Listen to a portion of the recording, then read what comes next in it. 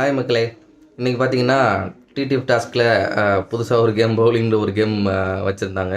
இதில் பார்த்தீங்கன்னா நிறைய பேரோட பாயிண்ட்ஸ் வந்து கீழே போயிடுச்சு. இன்ஃபேக்ட் 0 பாயிண்ட்ஸே போயிடுச்சுன்னு சொல்லலாம். என்னன்னு பார்த்தீங்கன்னா அந்த பவுலிங்கில் 10 பின் இருந்துச்சு. அந்த பின்லேயுமே ஒவ்வொருத்தவங்க ஃபோட்டோ வந்து இருந்தது. இதை வந்து ஒவ்வொருத்தராக வந்து அவங்களோட பின்னை மட்டும் தனியாக எடுத்து வச்சுட்டு மிச்சம் 9 வச்சு அடிக்கணும்.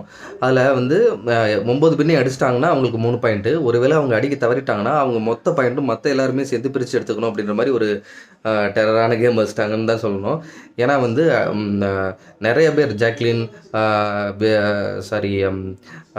விஷால், அப்புறம் அருண் இவங்கெல்லாம் பார்த்தீங்கன்னா அவங்களோட மொத்த பாயிண்ட்டும் மற்ற எல்லோரும் பிரிச்சுக்கிற மாதிரி ஆயிடுச்சு. அருண்லாம் ஃபஸ்ட்டு அவர் தான் போனார், ஒரு பின்னோடு அடிக்கலை.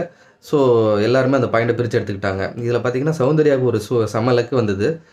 ஜாக்லின் அடிக்கிறப்போ பார்த்தீங்கன்னா 8 பின்னு விழுந்துருச்சு, ஒரே ஒரு பின்னு மட்டும் விழுகலை. அது பார்த்தா சௌந்தர்யாவோட பின்னு. ஸோ அவங்களோட மொத்த பாயிண்ட்டும் அந்த சௌந்தர்யாவுக்கு போயிடுச்சு.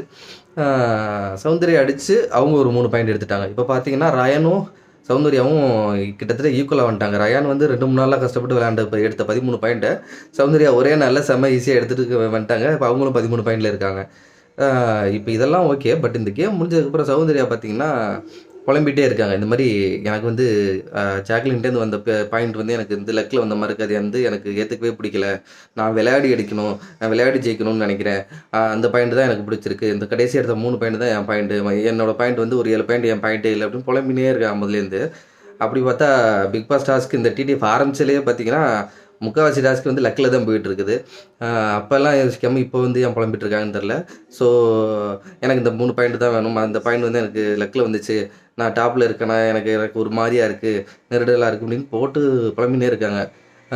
இது வந்து அவங்க சும்மா ஒரு என்ன சொல்கிறது, சொல்லணும்னு சொல்கிற மாதிரி தான் தெரியுது. ஏன்னா நேற்று ஒரு டாஸ்க் இருந்துச்சு, மற்றவங்க வந்து ஃபோன் கால் வந்தது, அவங்களுக்கு பதிலாக இன்னொருத்தவங்க டாஸ்க் பண்ணணும், அதன் மூலமாக உங்களுக்கு 3 பாயிண்ட் கிடைக்கும்.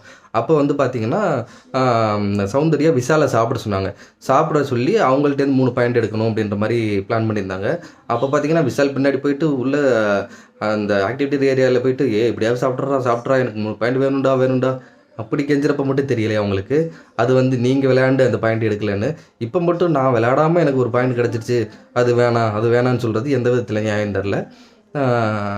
ஸோ இதை பற்றி உங்களோட கருத்துக்களை வந்து கமெண்ட் செக்ஷனில் விடுங்க. ஸோ அடுத்த கேம் என்ன பண்ணுறாங்கன்னு பார்ப்போம். ப்ரோமோ வந்திருக்கு நைட், ஏதோ ஒரு பெரிய